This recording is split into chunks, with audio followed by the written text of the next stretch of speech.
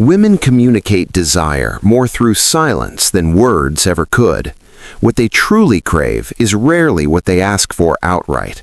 The things she won't voice are often the very things she wants most, and the men who understand this quietly hold all the power. Back in 1957, psychologist Leon Festinger explored cognitive dissonance, the gap between what people say they want and what they actually desire. Women may tell you one thing, but their nervous system is shouting something entirely different. This isn't about manipulation or tricks, it's about understanding the blueprint of female desire. Most men spend their lives playing checkers, while women operate in dimensions they can't even perceive.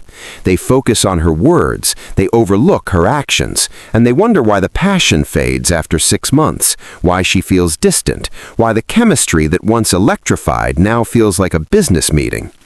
Here's what most men never learn. Female desire doesn't follow logic. It operates on something older, deeper, something predating language itself.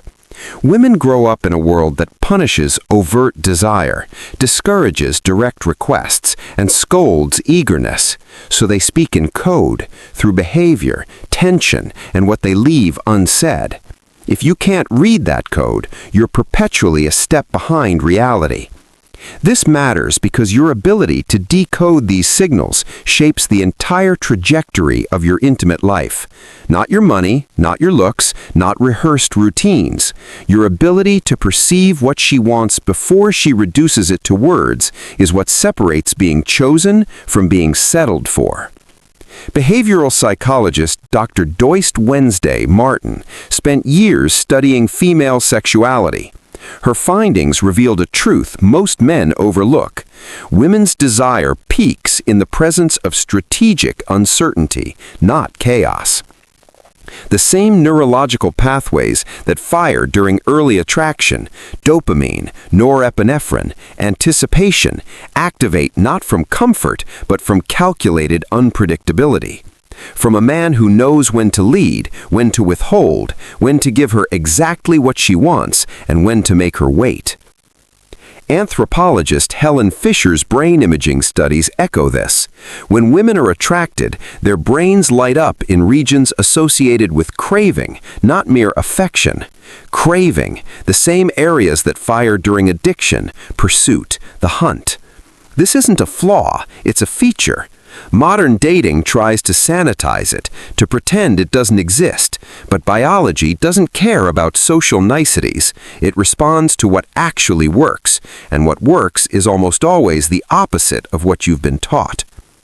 Now let's look at behaviors women crave but rarely articulate, not because they manipulate, but because saying them aloud diminishes their power.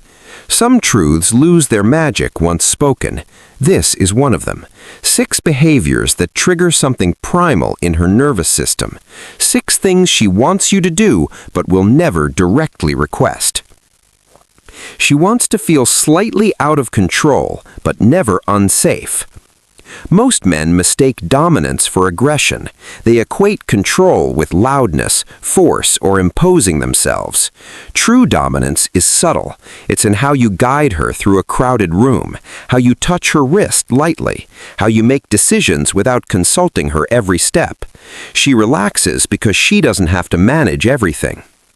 Women control their world daily, decisions, schedules, social dynamics.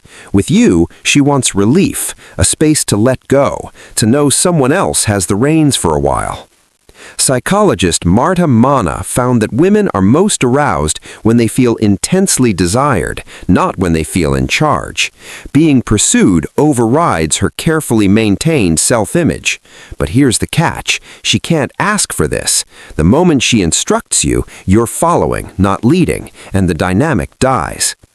She wants you to sense her testing your frame, to hold your ground when she pushes back, not in defiance, but because you see something she can't in that moment. Her gratitude will come silently, in glances when no one else is watching. She wants you to stop seeking permission. Endless checking, is this okay? Do you want me to? Kills tension. Women don't want intimacy treated like a contract. They want a man who reads the situation and acts with confidence. Research on consensual non-consent fantasies shows many women imagine scenarios where the man takes the lead, not for harm, but to be desired intensely, to shed the weight of decision-making. Consent remains non-negotiable, but it doesn't require micro-approvals. Presence, attunement, awareness replace verbal checklists. Stop asking, act with calibrated boldness. She stops feeling like your teacher and starts feeling like your woman. Women test not to hurt, but to see if you're solid, if you'll hold your frame under pressure. Most men fail immediately. She sharpens, he apologizes. She withdraws, he chases. She creates distance, he pleads. Respect is lost silently in that moment. Psychologist John Gottman found that couples who maintain identity through conflict enjoy higher satisfaction. She tests you to see if you'll abandon yourself for comfort.